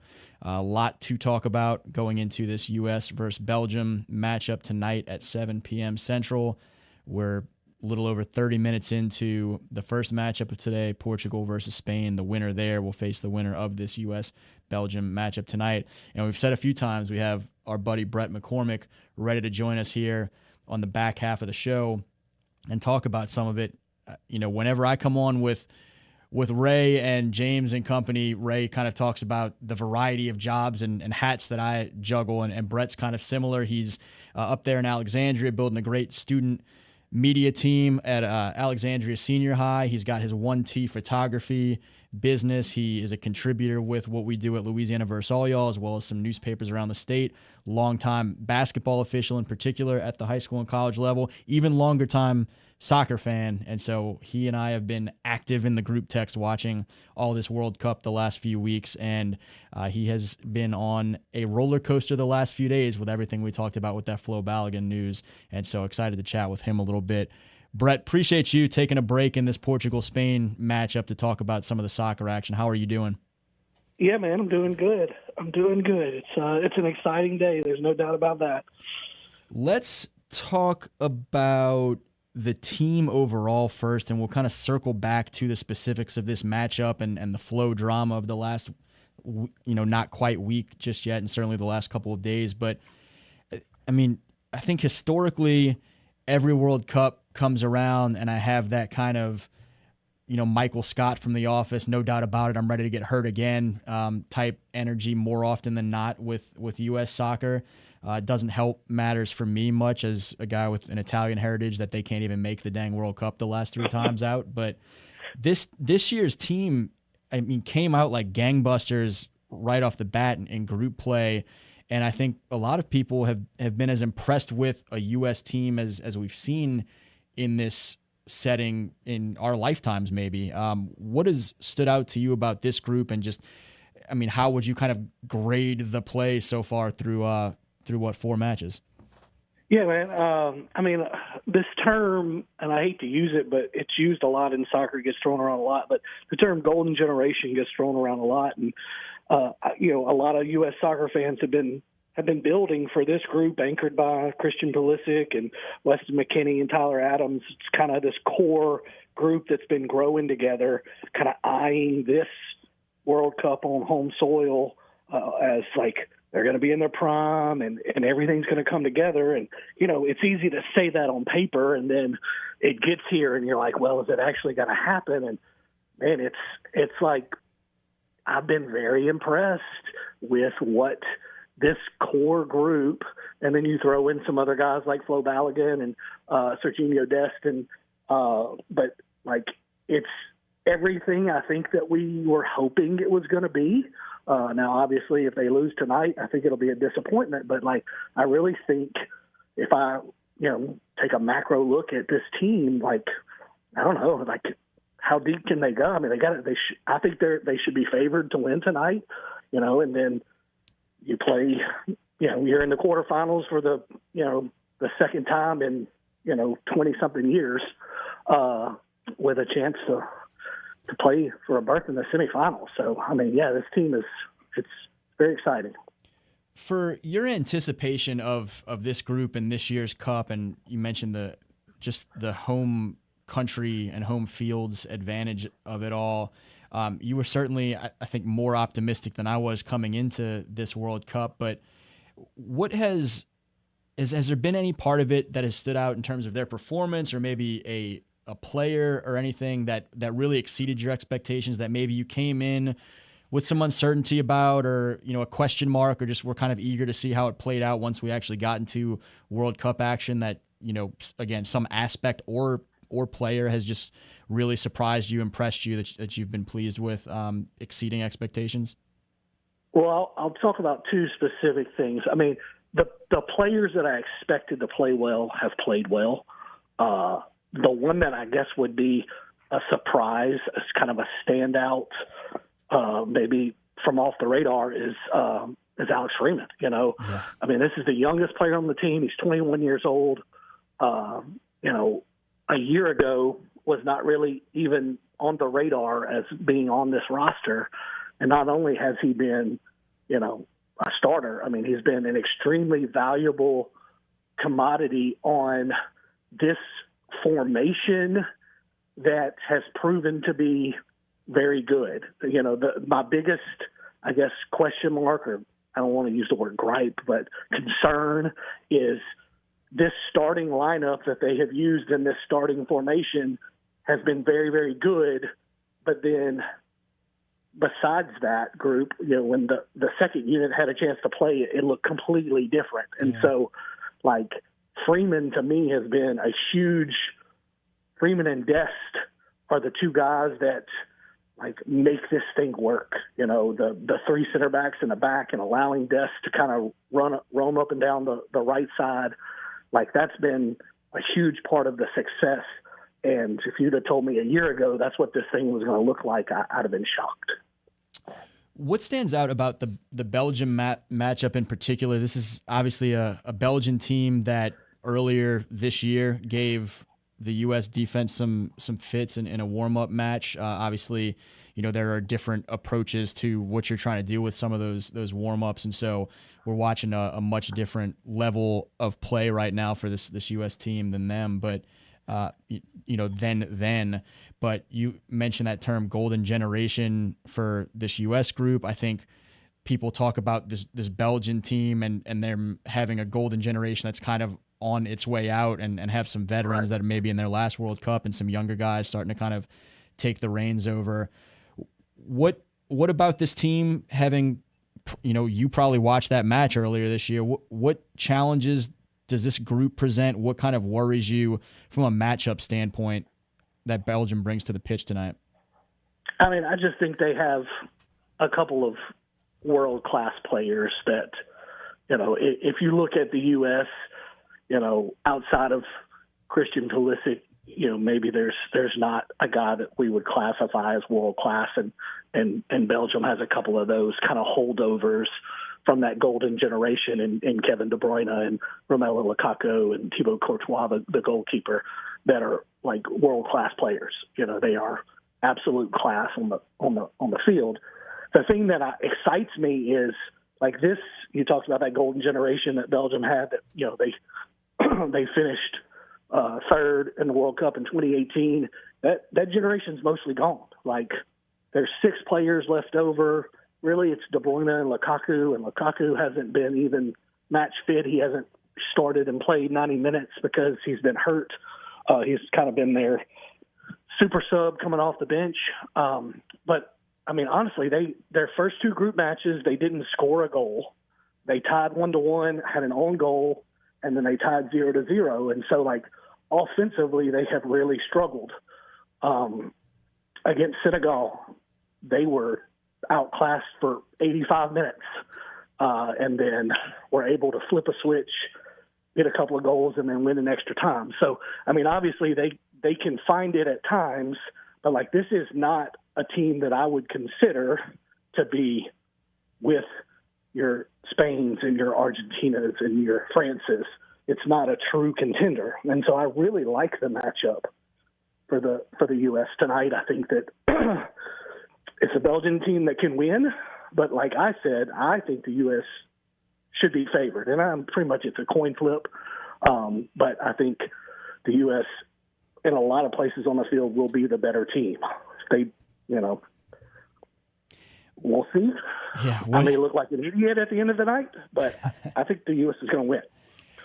What have the past few days been like for you, the roller coaster of watching the Flo Balogun, the red card call on Wednesday night, and then Sunday morning, early in the day, you hear of the suspension news, and he's going to be available. And then overnight, last night, the Athletic reports that Belgium's being given an opportunity to potentially appeal. And then obviously that kind of falls by the wayside over the course of today and is denied, and he's going to be available. How would you describe to folks that haven't been as tapped in just what the last week of news around the U.S. leading goal scorer has been like to watch, and how big is it for that team to have him tonight? Well, it's FIFA in a nutshell. I mean, I'm watching the match and I'm like, there's no call on the field. I thought it probably definitely should have been a foul, maybe a yellow, and then they go to VAR and they come out and red card. I'm like, you got to be kidding me! Like, there's no way that's a red card. But then, the group texts are blowing up and like, is there any way that this could be appealed and blah blah blah. I'm doing my research. No, there's no appeals process. I mean, he's going to sit out, and then apparently FIFA can appeal itself. I don't know. Like, this didn't come from the U.S. There's no official appeals process. Like, yes, we asked, but like that's not what drove this. Like, FIFA did its own internal investigation and said, hey, shouldn't have been a red card. We're going to suspend the suspension, which is crazy. But and so like if I'm Belgium, yeah, like I'm angry. I'm upset. Like, this is the U.S.'s best goal scorer. I mean, he's a huge part of what the U.S. does. So I'm upset. I'm going to make an appeal. And FIFA comes back and says, you were not part of that match, so you can't appeal. And like, it directly impacts me. He gets to play against me instead of not playing against me. So what do you mean I can't appeal this? But hey, it's FIFA, right? As far as Balogun's like importance,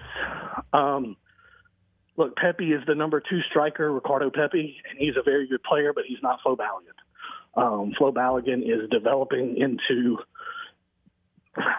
we use the word or the phrase world class a lot in soccer, but he's developing into a world class goal scorer. And he has been the primary goal scorer for the U.S. Him and Pulisic on the left side and Dest on the right side, they do a very good job of playing off each other, linking up, connecting. His speed and ability to finish in front of the net is incredible, and he is absolutely vital to what this team does. The offense is not nearly as good without him. And I'm starting to think, like, as soon as he's suspended, I'm like, well, how do you respond, right? Do you put Pepe in? Do you maybe put Timothy Weah in? Like, how do you replace this guy who honestly is not replaceable on this roster? So to have him is really important for the U.S. tonight, and I would not be surprised if he puts one in the back of the net.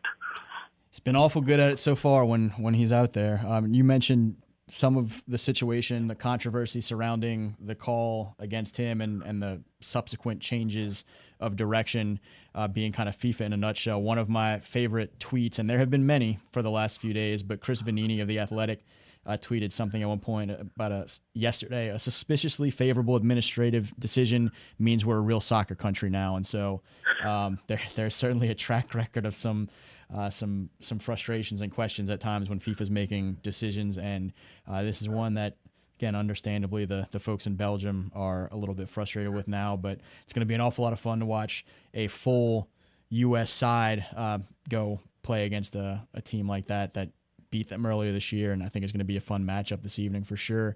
In a World Cup that, and I wanted to ask you about this just generally, talking about FIFA in a nutshell, this year's World Cup expanded the field. I think some folks were anxious to see where there going to be some lopsided matches or some teams that just looked like they didn't belong.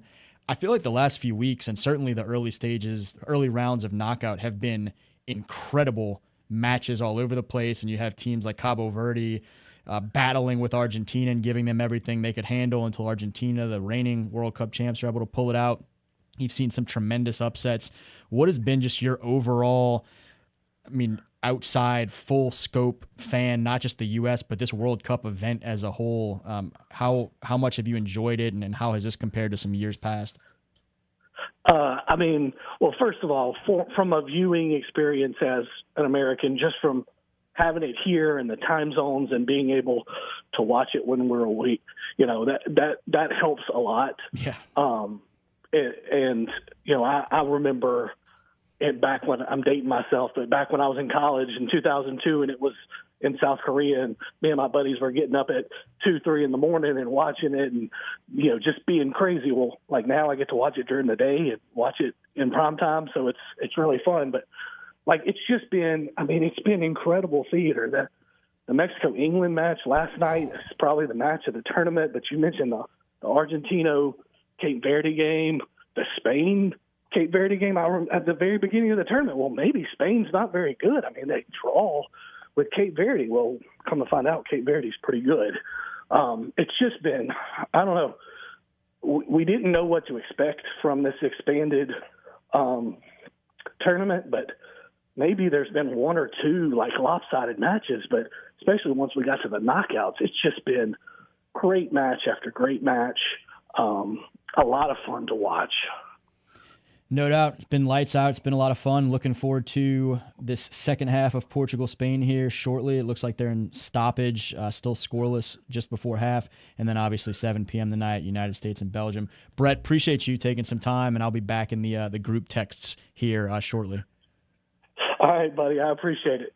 Thanks, Brett. Take care. You too, man. Again, that's Brett McCormick up in Alexandria. A lot of different hats, including an avid soccer fan. He said, kind of dating himself there at one point, going way back to an old World Cup, watching when some games were happening in Korea. But we will be watching tonight, certainly 7 p.m. Central. We'll be right back here momentarily with just one more segment of the LohDown on ESPN 103.7 in Lafayette, 104.1 in Lake Charles.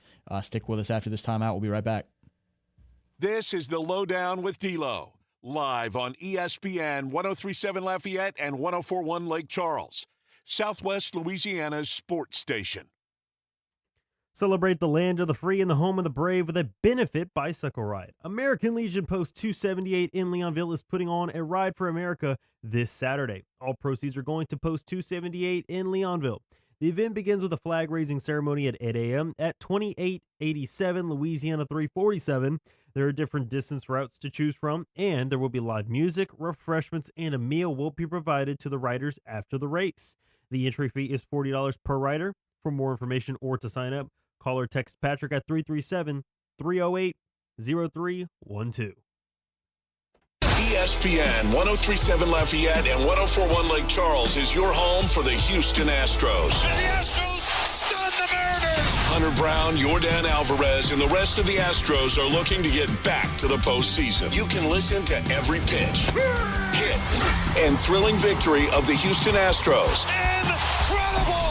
As Robert Ford and Steve Sparks will be on the call. Tune in this season for live Astros baseball on Southwest Louisiana's sports station. Do you know how many tax resolution firms have been forced to close because they were taking advantage of people or have gone out of business? It happens all the time. Hi, this is Kerry Bryson with the Bryson Law Firm. As a matter of fact, there are national tax relief companies that are currently under court orders to cease operations. So if you have IRS issues, do not fall for the threats and scare tactics of the national so-called tax relief companies. The Bryson Law Firm has been doing this for decades. We have a AAA BBB rating, and our entire focus is IRS problems and tax liability issues. An IRS problem is a legal problem. Let the Bryson Law Firm help you get relief the right way. So if you owe back taxes or haven't filed returns in years, it's time to call the Bryson Law Firm and finally resolve your tax issues. Don't put it off any longer. Call the Bryson Law Firm. Our headquarters are in Lafayette, and we have offices statewide. Or visit BrysonLawFirm.com to schedule your free consultation with your local tax resolution law firm, the Bryson Law Firm, LSB filing number LA2519684. Imagine building your dream backyard pool without ever leaving your couch. With Duplessis Builders, you can go shop our in-ground gunite pool packages online, start to finish. Browse our pool designs, compare features, see exactly what's included, and choose the package that fits your style and budget. Once you purchase, our team takes over. From permit and excavation to gunite decking and final startup, you click, we build, you swim. Your backyard upgrade is just a few clicks away. Visit DuplessisBuilders.net and buy your pool online today.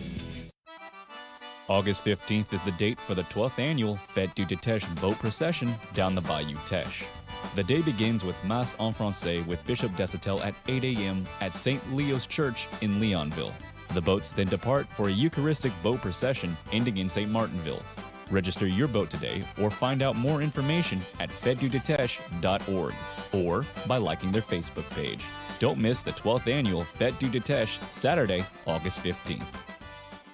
Looking for a spotless workplace?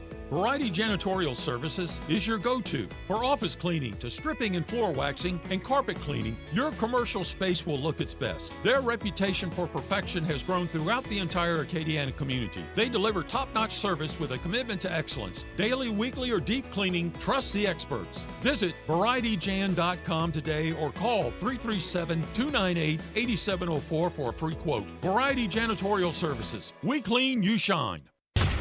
ESPN 1037 Lafayette and 1041 Lake Charles is the #1 rated sports station in Louisiana, according to our mamas. Mama said that. Mama said that. My mama said that. My mama said. Back to more of our mama's favorite sports station.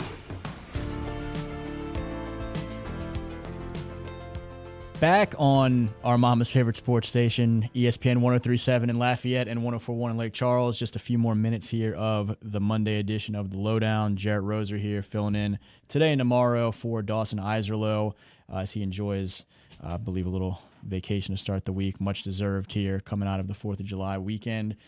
Been a pleasure being here today with y'all, and particularly my man James Mesh, who was snapping a quick picture of me as we wind things down. It's been a great show. Covered a lot of bases. Had a chance to talk with Jamarcus Fitzpatrick early on there, talking some Cajuns, particularly Cajuns football recruiting, and just kind of where Coach Dez and company are with the early half of that 2027 class, as well as looking ahead to next week's Sunbelt Media Days and some of the questions that we'll be watching to be answered in Sunbelt Media Days and then in fall camp here next month. We had Tyler Batiste, Northside High and LSU graduate, talking some of the NBA chaotic offseason in the first hour as well. Always a pleasure getting a chance to catch up with both of those guys. Had Chance Archangel, fantastic rising junior football player at Westgate, a recent Texas A&M commitment, one of the top players on a statewide, and I think when you look at that offer list, have to say national level in that 2028 class, and he has a great